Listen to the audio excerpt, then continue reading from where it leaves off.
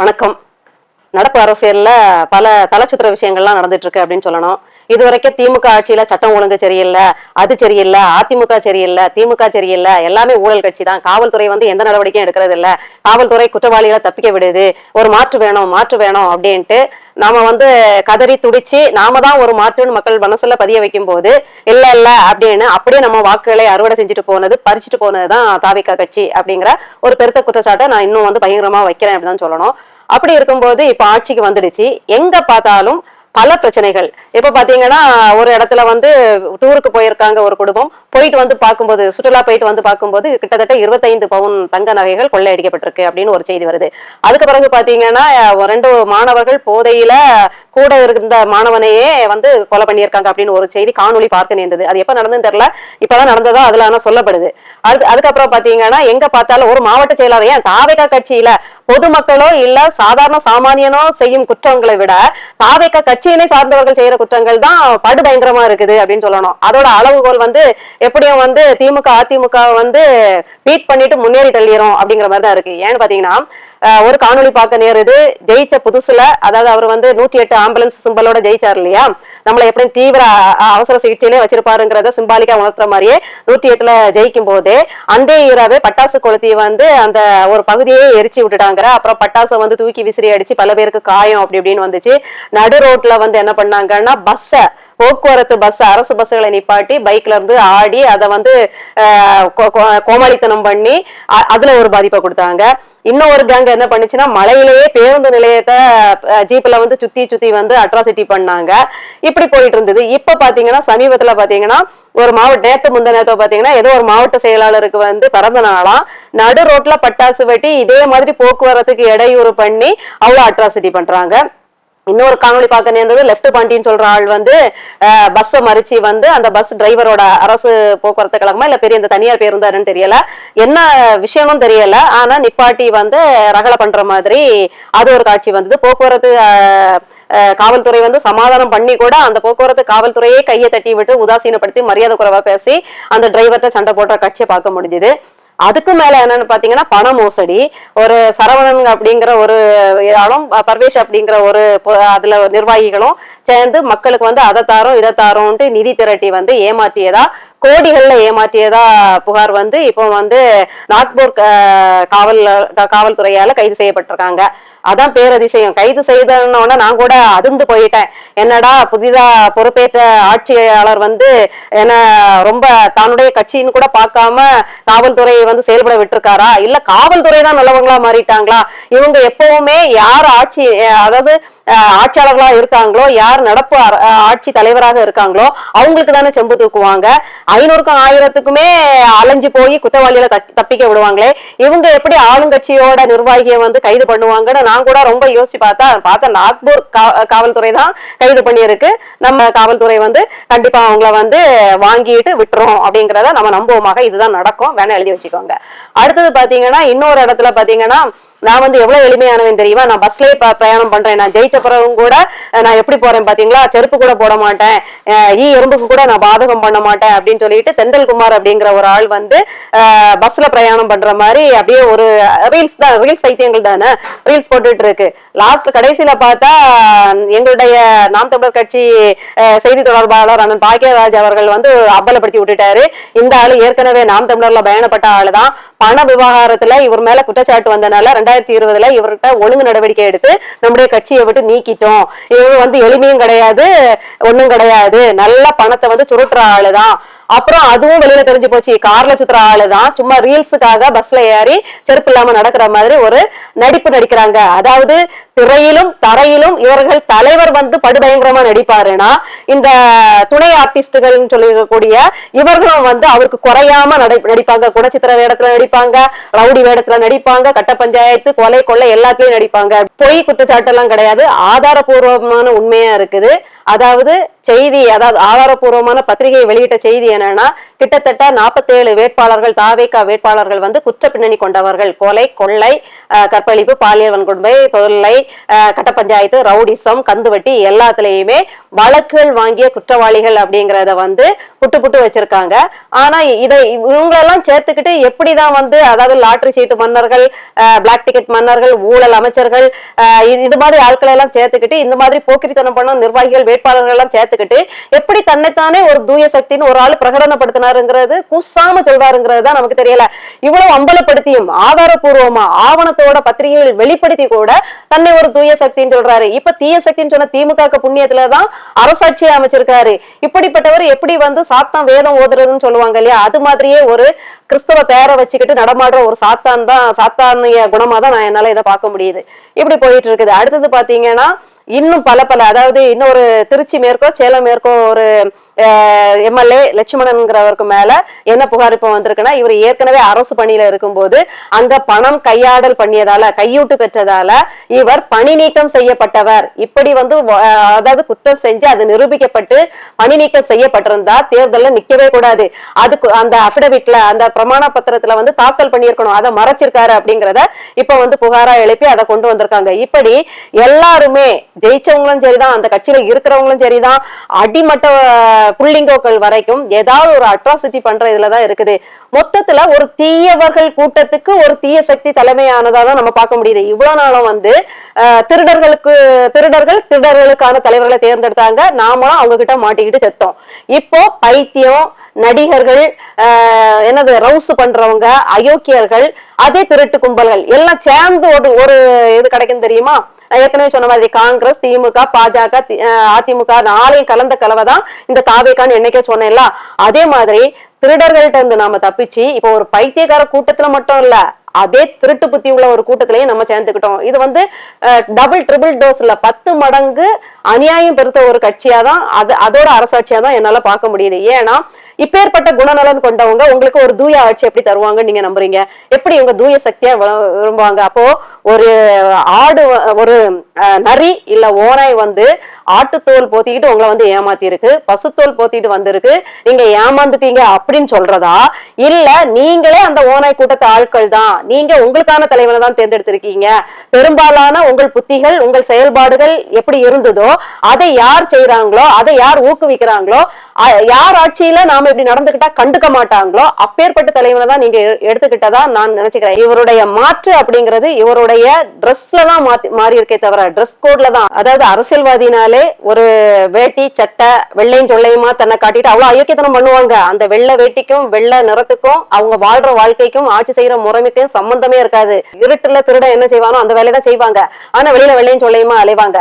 நான் அப்படிலாம் இல்லப்பா, நான் வந்து வெள்ளையும் சொல்லையுமா வரமாட்டேன், கோட் சூட் போட்டு வரேன் அப்படின்னு ஆடை மாற்றத்தான் கொண்டு வந்திருக்காரே தவிர ஆட்சி மாற்றத்தையே அவர் கொண்டே வரல. ஏன்னா திமுக ஆட்சி வந்ததுமே என்னென்ன பண்ணுமோ, அதாவது புது மாப்பிள்ளை சோக்கு, எங்க ஊர்ல அதை சொல்லுவாங்க, புது மாப்பிள்ளை சோக்கு, புது மாப்பிள்ளை கெத்து, இல்லைன்னா புது மாப்பிள்ளை பம்மாத்து, இன்னொன்னு கூட அது வார்த்தை அளவா பகுமானம், புது மாப்பிள்ளை பகுமானம், புதுசா கல்யாணம் ஆயிருக்குல்ல அந்த பகுமானத்துல எல்லாம் பண்றான்னு வந்து சொல்லுவாங்க. அந்த பகுமானத்துலதான் அவர் செய்யறாரு. எப்படி திமுக வந்த உடனே ஒரு வருஷம் நல்ல பேர் எடுக்குமோ அப்படி செஞ்சிரும், இப்படி செஞ்சிரும், 500 டாஸ்மாக குறைச்சிரும், அப்புறம் அதுக்கு அடுத்த வருஷம் பாத்தீங்கன்னா 1500 டாஸ்மாக் கடையை ஓபன் பண்ணிடும். அடுத்தது பெண்களுக்கு சிறப்பு காவல் படை, சிறப்பு மகிழுந்து, பிங்க் கலர்ல மகிழுந்து கொடுத்து சிறப்பு பெண் காவலர்கள் எல்லாம் நியமிச்சு ரோந்து பணியில விட்டுருக்கோம். அப்படி உங்களுக்கு ஒரு புகார் அளிக்கணும்னா இந்த நம்பருக்கு உடனே உதவி கேளுங்க, அவங்க வந்து டானு சக்திமான் மாதிரி சக்தி உமன்களா வந்து நிப்பாங்க அப்படின்லாம் சொல்லலாம். பிங்க் மகிழுந்து ரோட்ல போகும் வரோம், ஆனா ஒரு பெண்ணையும் காப்பாத்தின மாதிரி இது வரைக்கும் நான் பார்த்ததுல, ஒரு குழந்தையும் காப்பாத்தின மாதிரி நான் இது வரைக்கும் கேள்விப்பட்டது இல்ல. அதே மாதிரி இவரு வந்து சிங்க பெண்ணுன்னு ஒரு திட்டத்தை கொண்டு வராரு. அந்த ஏற்கனவே திமுக போட்ட அதே திட்டத்துக்கு பேரை மட்டும் மாத்தி இருக்காரு. பேரை மாத்தினா ஆளு மாறுமா? என் பேரை நான் வந்து இப்போ ஒரு பேரை மாத்திட்டேங்கிறதுக்காக நான் என்னோட குணமோ என்னோட போக்கிரித்தனமோ ஏற்கனவே நான் வந்து மோசமானவளா இருந்தா மாறிடவா போகுது? நான் தான் மாறணும், பேர் மாற வேண்டிய அவசியமே இல்லை. நான் நல்லவளா மாறணுமே தவிர எனக்கு பேரை மாத்திட்ட உடனே நான் நல்லவளாலாம் மாறிட முடியாது. ஆனா இதே திமுக செய்யறதுதான் இதுவும் செய்யுது. அவங்க என்னெல்லாம் செஞ்சிருந்தாங்களோ அதுக்கு பேரை மட்டும் மாத்திக்கிட்டு முகமூடி போட்டுட்டு வருதே தவிர இதுவும் புதுமண சோக்குல நடத்துற ஒரு நாடகம் தான் அப்படிங்கறத நான் தெளிவுபடுத்துறேன். அந்த மின்சாரம் வந்து எல்லாருக்கும் 200 யூனிட் இலவசம் சொல்லிட்டு இப்ப 500க்குள்ள 2 மாதங்களுக்கு அப்படின்னு போட்டு குழப்புறது எல்லாத்தையும் பார்க்கும்போது நமக்கு வந்து இது ஒரு கபட நாடகம் அப்படின்னு தான் தோணுது. இப்ப எல்லாம் இந்த நடுநிலை விக்கிகெல்லாம் இது கண்ணு தெரியாது. அறிவு பொக்கிஷமா பேசுவாப்புல. நாம கூட மெய் மறந்து சே என்ன அறிவியா அந்த மனுஷனுக்கு, அரசியல் சதுரங்கத்துல சதுரங்கம் விளையாடுறாரு, நல்லா அறிவு பொக்கிஷத்துல வந்து பொக்கிஷமா தமிழ் பொக்கிஷத்துல பேசுறாரு, என்னமா மனுஷன் பேசுறாருன்னு பார்த்தா லாஸ்ட்ல இதே சினிமா கவர்ச்சியில, இதே சினிமா போதையில, இதே ரசிக வெறியில விழுந்து போன ஆளுதான் அந்த ஆளு. கேட்டா என்ன சொல்லுவாருன்னா, நான் எல்லா கட்சியும் தான் பேசுறேன், எல்லாத்தையும் தான் சொல்றேன்னு. எல்லா கட்சியும் பேசலாம், எல்லா கெட்டவங்களையும் பத்தியுமா பேசுவாங்க? ஒரு நீங்க வந்து ஒரு யூடியூப் நடத்துறீங்க, ஒரு நடுநிலையாளராகவே இருக்கீங்கனாலும் நீங்க நடுநிலையா நின்று எல்லா கட்சியும் செய்ய தவறதானே பேசணும். அதே நேரத்துல ஒரு கட்சி கெட்ட நோக்கத்தோட வருதுன்னா வரும்போது அதை தடை செய்யற மாதிரி தானே பேசணும். அதை விட்டுட்டு கண்ணு முன்னாடி அத்தனை உயிர் பள்ளி, அத்தனை அட்ராசிட்டி, பொது சொத்துக்கள் சேதப்படுத்துதல், தென்னை மரத்துல ஏறி இளநீப்பாங்கன்னு ஒரு போக்கிரிகளோட கூட்டத்தை பார்த்தோம், கண்ணால பார்த்தோம். உங்களால எப்படி அந்த கட்சிக்கு ஆதரவா பேச முடிஞ்சது?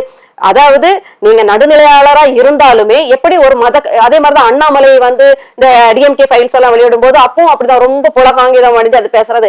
அதுவே ஒரு மத கலவர கூட்டத்தோட பிரதிநிதி. அது என்ன நல்லது பண்ணும்? அது திமுக வீழ்த்துறதுக்கு டிஎம்கே ஃபைல்ஸ்னு ஏற்கனவே நாம எல்லாரும் பேசணும்தான் அதுவும் பேசிச்சு. ஏதாவது ஒரு அவ்வளவு பட்டியல் போட்டுச்சே, அது ஒன்றிய அரசோட பிரதிநிதி தானே, அவங்க கையில அவ்வளவு அதிகாரம் இருக்கே. போட்ட பட்டியல் படி யார் மேலேயாவது இடி ரெய்டு நடத்தி ஜெயிலுக்குள்ள அனுப்பிச்சா, சிறைச்சாலைக்கு அனுப்பிச்சா? காசை வாங்கிட்டு கம்முன்னு தான் இருக்காங்க. அப்புறம் எதுக்கு அண்ணாமலையே போற்றி டிஎம்கே ஃபைல்ஸ் வெளியிட்டாரு ஃபயர் விடுறது? அதே மாதிரி வரும்போதே குப்பையா வருது. ஒரு சினிமா நடிகைங்கிற ஒரு வேலையில தான் வருது.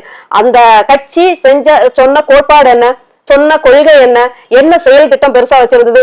திமுகவின் இலவசத்தை எதிர்த்த இதே விக்கி இலவசங்களை கொடுத்து ஏமாத்துது, தேர்தல் அறிக்கைகள் கொடுத்து பொய்யா ஏமாத்துதுன்னு சொன்ன விக்கி ஏன் இந்த கட்சி இலவசங்களை அள்ளி வீசும் போது அதை எதிர்க்கல?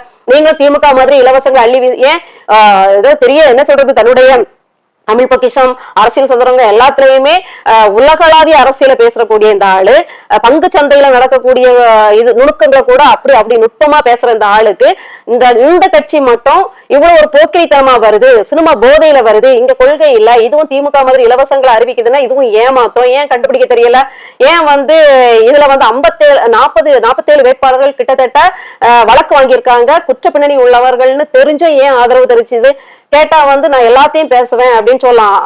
இல்லையே உங்க தலை கொஞ்சம் தாவேக்கா பக்கமா சரிஞ்ச மாதிரி தெரியுதுன்னா, இல்ல தலை சரியில்லை, எனக்கு முதுகெலும்பு இல்ல முதுகுல கொஞ்சம் அடிபட்டுடுச்சு, அதனால தலை அந்த முதுகெலும்பு வளைஞ்சதுனால தலை கொஞ்சம் இப்படி சரிஞ்ச மாதிரி தெரியுது, மத்தபடி நான் எங்கேயும் சரியில்லைன்னு வேற கூசாம போய் சொல்லும். இது திமுகவை எதுக்குறீங்க, ஆமா, அதிமுகவோட அயோக்கியத்தனத்தையும் பேசுறீங்க, உண்மைதான், பாஜகவோட அயோக்கியத்தனத்தையும் பேசுறீங்க, இதெல்லாமே உண்மை. ஆனா தாவேக்காவை நாம் தமிழரை விட மற்ற கட்சி தாவேக்கா நீங்க ஆதரவளிச்ச இந்த கட்சி எந்த விதத்துல சிறந்ததுன்னு ஆதரவளிச்சீங்க? ஜாதி பார்த்து போடல அப்படி அப்படிங்கிறீங்க. எல்லாமே ஜாதி பார்த்து தான் போட்டிருக்காரு. மயிலாப்பூர்ல பிராமணர் தான் போட்டிருக்காரு. அடுத்தது இவரே தன்னுடைய ஜாதி சார்ந்த இடத்துலதான் திருச்சி கிழக்குல எங்கேயோ நின்று இருக்காரு. அதே மாதிரி பெரம்பூர்ல தன்னுடைய சினிமா வெறியர்கள் கூட்டம் அங்கதான் அதிகமா இருக்குன்னு கணக்கு பண்ணி தான் அவர் அங்க நின்று இருக்காரு. ஒரு நடிகை வந்து தோழிங்கிற ஒற்றை காரணத்துக்காக தன்னுடைய ஆதர்ஷ தோழின்ட்டு அவங்க சொல்லிக்கிறாங்க. அது தோழியை நான் தோழிங்கிற அருமையான வார்த்தையை நான் கொச்சப்படுத்த விரும்பல. அது என்ன உறவுன்னு உலகத்துக்கே தெரியும். இப்பேற்பட்ட ஒரு நம்ம வெறுக்கக்கூடிய, அதாவது குடும்பத்தை பாதுகாக்காம இன்னொரு நடிகையின் பின்னாடி போகக்கூடிய ஒரு தலைவர், அந்த நடிகைக்கு கான்வாய் கொடுக்கிற அளவுக்கு வரவேற்பு இருக்குது. அந்த அம்மா என்னவோ வந்து எம்எல்ஏவா நின்ன மாதிரியும் கட்சியில இருக்கிற மாதிரியும் கைய கால ஆட்டுது. இதெல்லாம் உங்களுக்கு அருவருப்பா தெரியல. இதை பத்தி உங்களுக்கு பேசுறதுக்கு மனசும் இல்ல.